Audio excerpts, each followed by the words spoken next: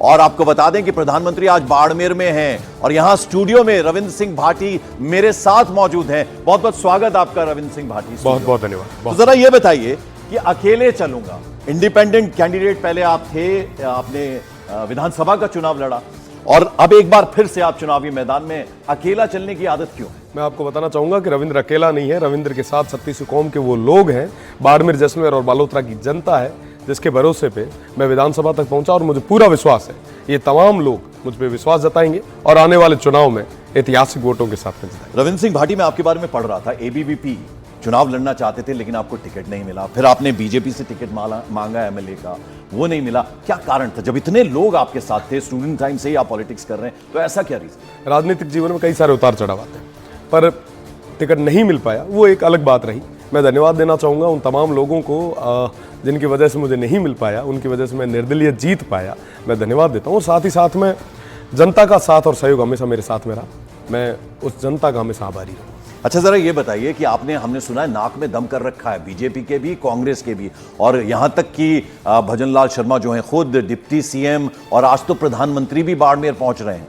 ऐसा क्या कर रहे हैं आप?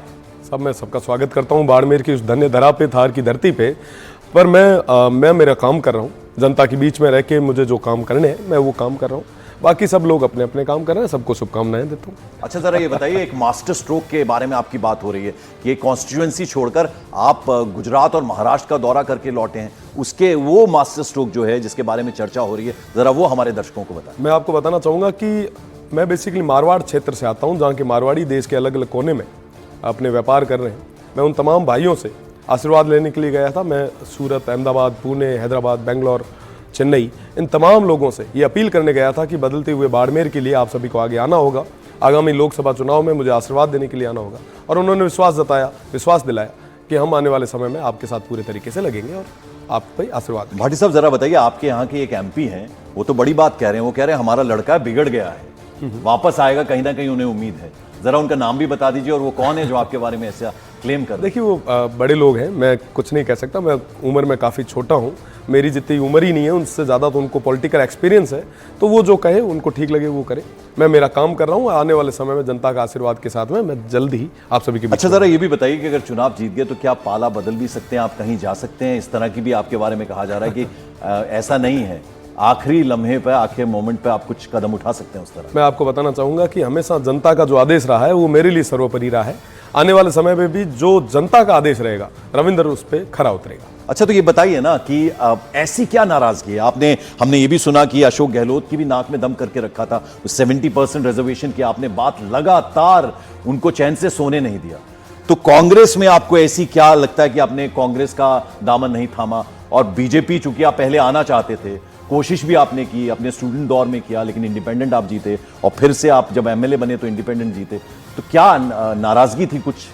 नहीं, ऐसी कोई नाराजगी नहीं थी। मैं पहले विद्यार्थी परिषद का कार्यकर्ता था, बीजेपी ज्वाइन की, कई राजनीतिक वो परिस्थितियां रही जिसकी वजह से टिकट नहीं मिल पाया, पर मुझे पूरा भरोसा आने वाले समय में सबका आशीर्वाद रहेगा। और रही बात अशोक गहलोत साहब की, वो विश्वविद्यालय से निकले हुए हमारे छात्र नेता भी रहे हैं और साथ ही साथ सूबे के मुखिया थे, तो जाहिर सी बात थी हम हमारी डिमांड्स लेके सूबे के मुखिया के पास नहीं जाएंगे तो किसके पास जाएंगे। और उस समय पेपर लीक से लेके और कई सारी ऐसी घटनाएं हुई।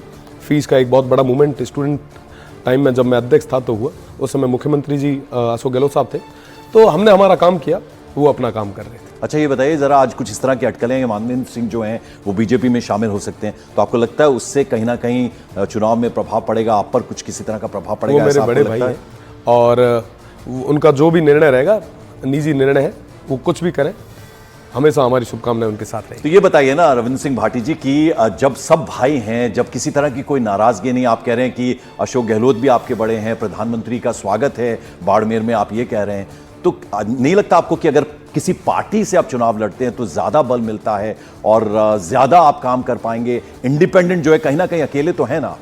मैं अकेला नहीं हूं, मैं वापस उसी बात को दे रहा हूँ कि मेरे साथ में वो तमाम जनता है।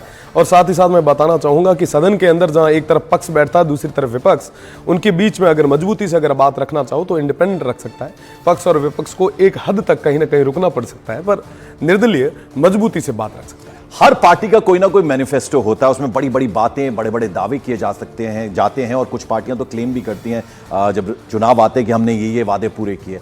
आप किन किन मुद्दों को लेकर चल रहे हैं कि अगर आप एमपी बनते हैं, सांसद बनते हैं, तो किन किन मुद्दों को उठाएंगे, किन किन मुद्दों को लेकर काम करेंगे? मैं सबसे पहली चीज़ कि उस थार में, उस मरुस्थल में सबसे ज़्यादा ज़रूरत आज के समय में पानी की है। जैसा आपने बताया कि 75% रिजर्वेशन उन यूथ के लिए जो वहाँ के लोकल हैं, उनको एम्प्लॉयमेंट के लिए, तो युवाओं के रोजगार के लिए, साथ ही साथ वो तमाम मूलभूत सुविधाएं जिनसे अभी तक हमारा थार वंचित है, वो तमाम चीज़ें उस जनता तक पहुँचाना, ये मेरा मैनिफेस्टो, मेरे उद्देश्य रहे।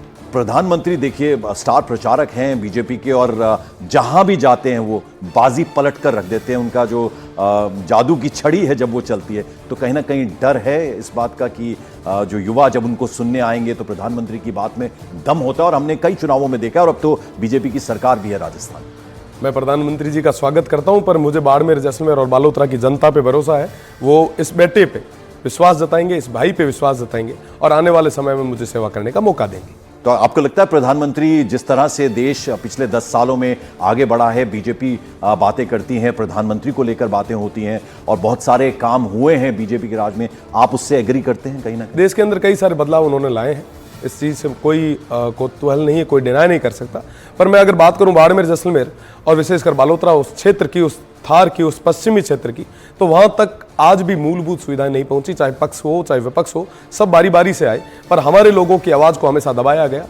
उन लोगों की आवाज़ को मजबूती से देश की सबसे बड़ी पंचायत में रखने के लिए इनका छोटा भाई आगे आएगा। तो रविंद्र सिंह भाटी से जब हम पूछें कि रविंद्र सिंह भाटी की सबसे बड़ी ताकत, स्ट्रेंथ क्या है, तो वो अपने बारे में क्या कहेंगे? क्योंकि अब आपको युवा सुन रहा है न्यूज़ 18 के जरिए। बिल्कुल, ये 36 कौम के लोग जिनका साथ सहयोग मेरे साथ में, जिनका एक विश्वास मेरे साथ में, और हर संभव मैं कोशिश करता हूं कि इनके विश्वास पे पूरी तरीके से खरा उतर सकूं, उस वंचित और शोषित की आवाज़ को मजबूती से रख सकूं, जो आज तक जिसकी आवाज़ को सुना नहीं गया, हमेशा दबाया गया। अच्छा, फिर मैंने शुरुआत में आपसे पूछा था रविंद्र जी कि आप इंडिपेंडेंट लड़ रहे हैं, बाड़मेर जैसलमेर आपकी सीट है, लेकिन दौरा करके आए आप गुजरात का, महाराष्ट्र का, वहाँ एनआरआई से जो हैं उनसे भी आपने मुलाकात की।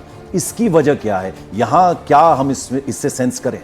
जी, मैं आपको बताना चाहूँगा कि मैं मारवाड़ क्षेत्र से आता हूँ, और मेरे तमाम जो व्यापारी भाई हैं जो देश के अलग अलग कोनों में, उन सभी से मिलने गया था, आशीर्वाद लेने गया था, और जिस संख्या में वो आए और उन्होंने आशीर्वाद दिया, मैं आपको विश्वास के साथ कह सकता हूँ ये तमाम भाई आने वाले 26 तारीख को मारवाड़ आके, अपने गाँव आके एक इस बदलाव के लिए वोट जरूर करेंगे, मुझे आशीर्वाद जरूर देंगे। अच्छा, चलिए आखिर में हमारी तरफ से शुभकामनाएं आपको। आप चुनाव लड़ने जा रहे हैं और युवा कंधों पर इतनी बड़ी जिम्मेदारी आपने उठाई है, लेकिन 4 जून को जब नतीजे आएंगे तो बाड़मेर जैसलमेर की जनता का फैसला क्या होगा, आपको क्या लगता है?